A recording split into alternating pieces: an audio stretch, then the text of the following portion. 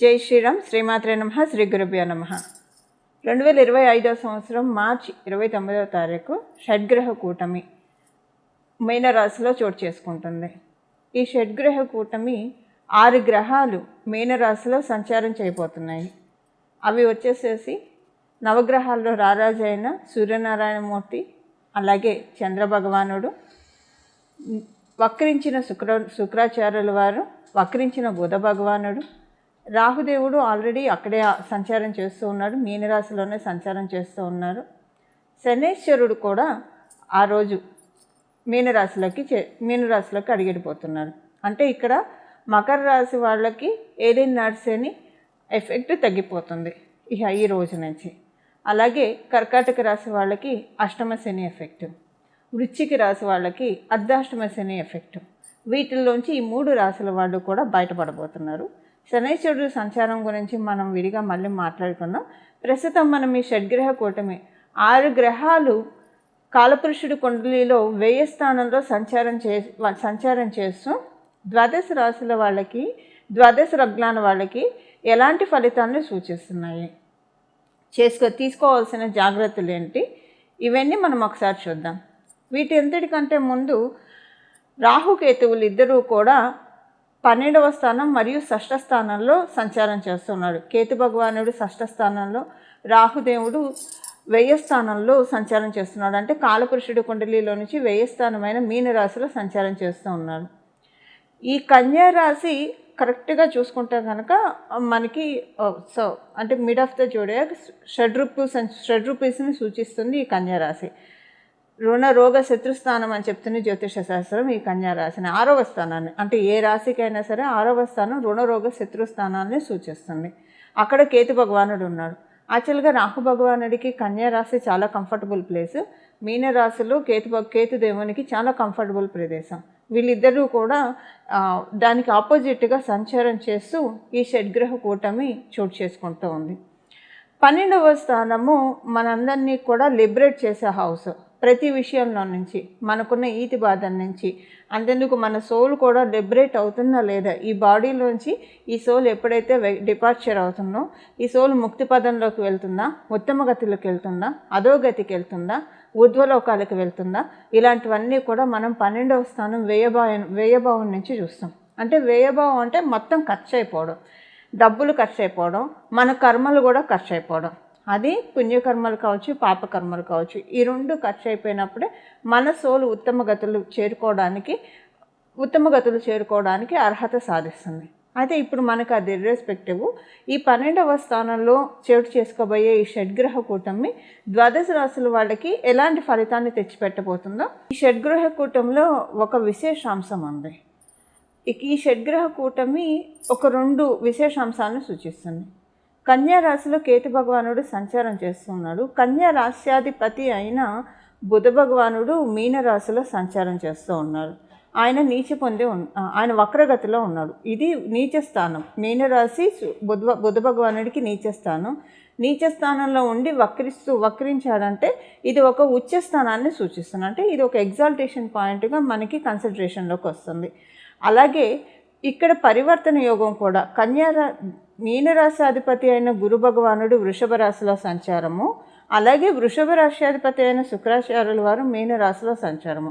ఈయన కూడా వక్రగతిలోనే ఉన్నాడు. ఈయనకి అది ఎగ్జాల్టేషన్ పాయింట్, మీనరాశి ఎగ్జాల్టేషన్ పాయింట్, అక్కడ ఆయన వక్రంలో ఉన్నాడు.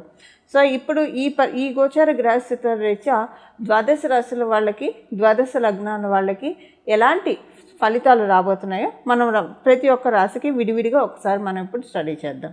వృషభ రాశిలో పుట్టిన వాళ్ళకి మీకు లాభస్థానంలో ఈ షడ్గ్రహ కూటమి చోటు చేసుకుంటూ ఉంది. లాభస్థానంలో ఉన్న ఈ షడ్గ్రహ కూటమి మీకు ఎలాంటి ఫలితాలు ఇస్తుందో ఇప్పుడు మనం చూద్దాము. మీకు కొంతమందితోటి కొన్ని క్లారిటీస్ వస్తాయి. అంటే మీకు ద్వితీయాధిపతి మరియు పంచమాధిపతి ఈ షడ్గ్రహ కూటంలో ఇన్వాల్వ్ అయి ఉండడం వల్ల ట్రాన్స్పరెన్సీ మీకు డెఫినెట్గా వస్తుంది. రిలేషన్స్ విషయంలో, అది ఇంట్లో వాళ్ళతో కావచ్చు, బంధువర్గం వాళ్ళతో కావచ్చు, బయట వాళ్ళతోటి కావచ్చు, ఎవరు మనవారు కాదో ఇలాంటి ట్రాన్స్పరెన్సీ బాగా వస్తుంది. ఈ ట్రాన్స్పరెన్సీ వచ్చే మోడ్లో కొంచెం హర్టింగ్స్ కూడా మీకు ఉంటాయి. అరే అనవసరంగా వీళ్ళని అపార్థం చేసుకున్నామేమో, లేదంటే వీళ్ళని ఇంత బాగా అర్థం చేసుకోకపోయి ఉంటే బాగుండేదేమో, అంటే ఇంత బాగా అర్థం చేసుకోకపోయి ఉంటే అంటే కరెక్ట్గా అర్థం చేసుకున్న వాళ్ళని తప్పుగా అర్థం చేసుకున్నాము, తప్పుగా అంటే కరెక్ట్గా అర్థం చేసుకోకూడని వాళ్ళని కరెక్ట్గా అర్థం చేసుకున్నాము. ఇలాగ ఒక చిన్న కన్ఫ్యూజన్ స్టేట్ అనమాట మీకు. ఇది మీకు డెఫినెట్గా మీ మైండ్లో నలుగుతుంది. అది ఇంట్లో వాళ్ళ విషయంలో కావచ్చు, మీ స్నేహితుల విషయంలో కావచ్చు, బయట మీకున్న సర్కిల్లో కావచ్చు. అంటే అర్థం చేసుకోవాల్సిన వాళ్ళని అపార్థం చేసుకున్నాము, అపార్థం చేసుకోవాల్సిన వాళ్ళని అర్థం చేసుకున్నామేమో అన్నట్లు ఒక చిన్న లేయర్ మీకు అనిపిస్తుంది. అది కొంచెం హర్టింగ్గా మీకు అనిపిస్తుంది. ఇలాంటిది కొంచెం వస్తుంది. కాకపోతే ఇక్కడ మీకు ఒకటి ఏంటంటే, ఇది మీకు డెఫినెట్గా ఒక ప్లస్ అవుతుంది. మీరు ఈ ఫేజ్లో కనుక మీరు వెళ్ళారంటే, ఎస్పెషల్లీ ఫిబ్రవరి, మార్చ్, ఏప్రిల్లో ఈ 3 నెలల్లో కనుక ఈ ఫేజ్ కనుక మీరు చూస్తే, అంటే అనవసరంగా వీళ్ళని ఎక్కువగా ఇంపార్టెన్స్ ఇచ్చామేమో, లేదా అర్థం చేసుకోవాల్సిన వాళ్ళని దూరం పెట్టామేమో, కొంచెం యాటిట్యూడ్ చూపించాము, ఇలా అనుకునేది ఏదైనా మీకు బాధ కలిగించింది, లేదా వయసు వస్తా వాళ్ళు మీ పట్ల అయినా సరే, ఇలాంటి ఫేస్ ఏదైనా మీరు నలుగుతూ ఉంటే కనుక ఈ 3 మంత్స్లో డెఫినెట్గా మీకు ఇది మీ కెరియర్కి, సపోజ్ మీరు కెరియర్ ఆప్ చేస్తూ ఉంటే కెరియర్కి చాలా ప్లస్ అవుతుంది ఇది మీకు. అంటే ఈ బాధ మీ కెరియర్ని చక్కగా రూల్ అవుట్ చేస్తుంది, చాలా చక్కగా ఫ్రేమ్ చేసుకోగలుగుతారు, చాలా కాంక్రీట్గా అవ్వగలుగుతారు. ఎప్పుడైనా కొన్ని దెబ్బలు తింటేనే గట్టిపడతాం. సో ఇప్పుడు గట్టిపడే సమయం వృషభ రాశిలో పుట్టిన వాళ్ళందరికీ కూడా చాలా గట్టిపడే సమయం. మిమ్మల్ని మీరు చాలా స్ట్రాంగ్గా చేసుకొని ఎలా వెళ్ళాలి, ఎవరితో ఎలా వెళ్ళాలి, ఎలా ప్లాన్ చేసుకోవాలి, ఎలా ప్లాన్ చేసుకుంటే మీ ఫ్యూచర్ని మీరు చక్కగా డిటర్మైన్ చేసుకోగలుగుతారు. ఇలాంటివన్నిటి విషయాల్లో మీకు ఒక ట్రాన్స్పరెన్సీ వస్తుంది, మంచి పేరు వస్తుంది. కొంతమందితోటి రిలేషన్స్ చాలా బెటర్ అవుతాయి మీకు. ఎవరితోటైతే రిలేషన్స్ బెటర్గా లేవని మీరు భావిస్తున్నారు వాళ్ళతోటి రిలేషన్స్ చాలా బెటర్ అవుతాయి. అది మీకు చాలా మనశ్శాంతినిస్తుంది. పిల్లల విషయంలో చాలా స్వాంతన కలుగుతుంది. పిల్లల కోసం మీరు చాలా అంటే మీరు సంతానం కోసం ఎదురు చూస్తుంటే సంతాన భాగ్యం ఉంటుంది.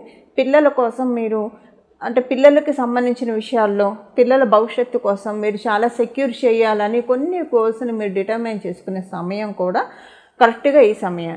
మీ రాష్ట్రాధిపతి మీనరాశిలో సంచారం చేస్తూ ఉన్నారు, ఆయన వక్రంలో ఉన్నారు.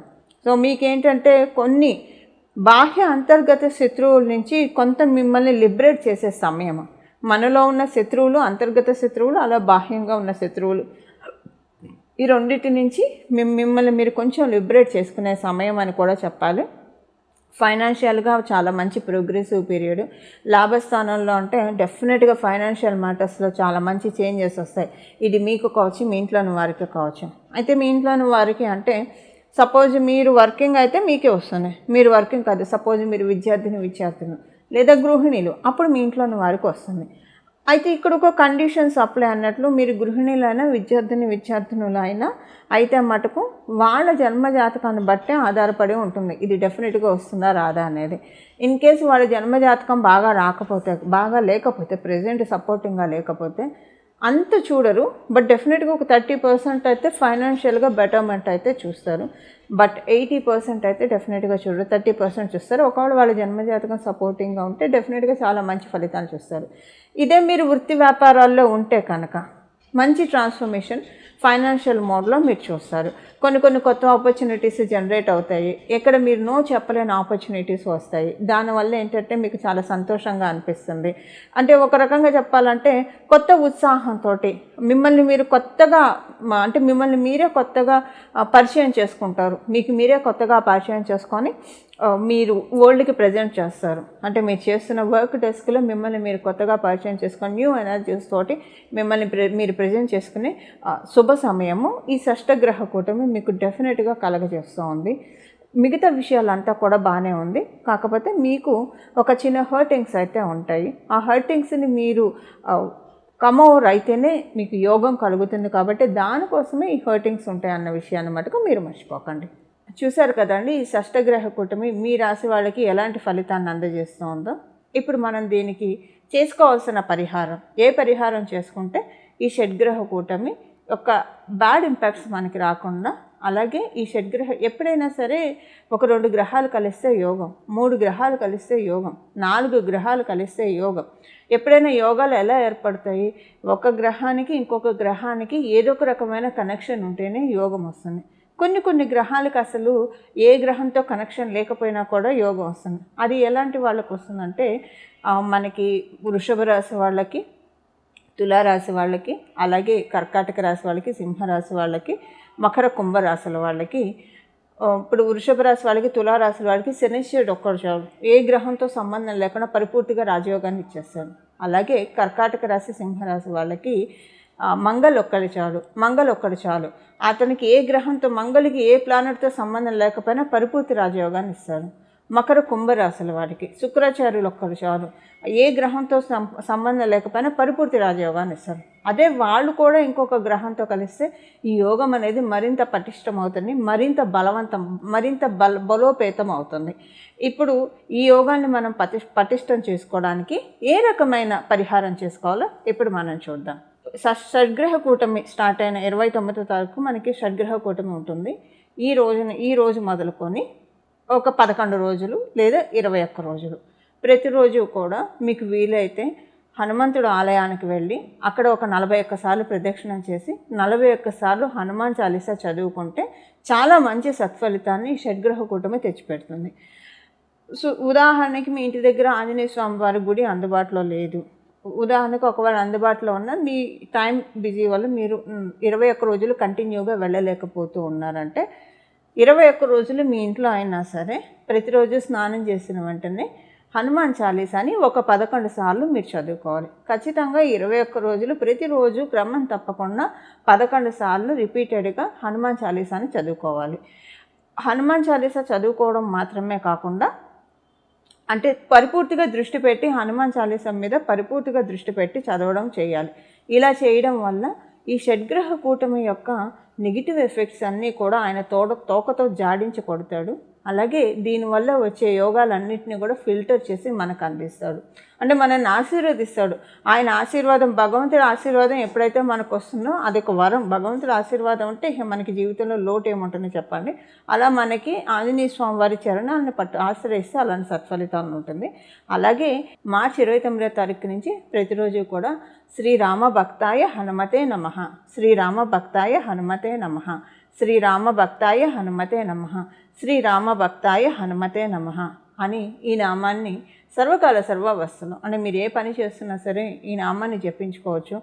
మీరు ఉదయాన్నే కొంచెం స్నానం ఆలస్యంగా చేస్తూ ఉన్నా ఈ నామాన్ని జపించవచ్చు, రాత్రి పడుకునేప్పుడు ఈ నామాన్ని జపించవచ్చు, మీరు ఏ పని చేస్తున్నా ఈ నామాన్ని జపించవచ్చు.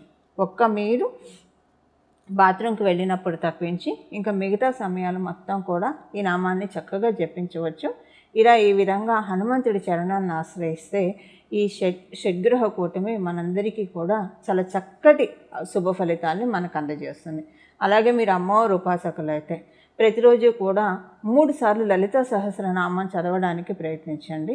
3 సార్లు లలితా సహస్రనామం చదవడం కావచ్చు, వినడానికి కావచ్చు ప్రయత్నించండి.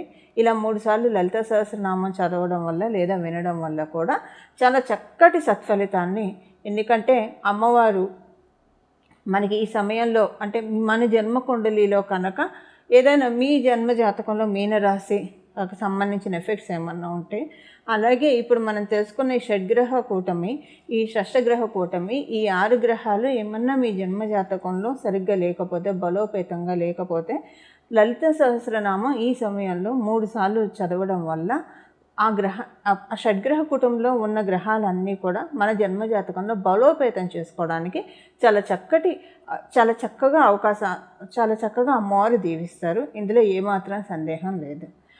ఇలా మనందరం కూడా ఈ షడ్గ్రహ కూటమిని చక్కగా అనుకూలంగా మార్చుకోవాలని చెప్పి మన జన్మజాతకంలో ఉన్న ఇబ్బందుల నుంచి మనం బయటపడి గట్టెక్కి, అలాగే మన జన్మజాతకంలో ఉన్న బ్లెస్సింగ్స్ని మనకి వెలికి తీసే షడ్గ్రహ కూటమికి మనందరం కూడా ఆహ్వానం పలుకుదాము.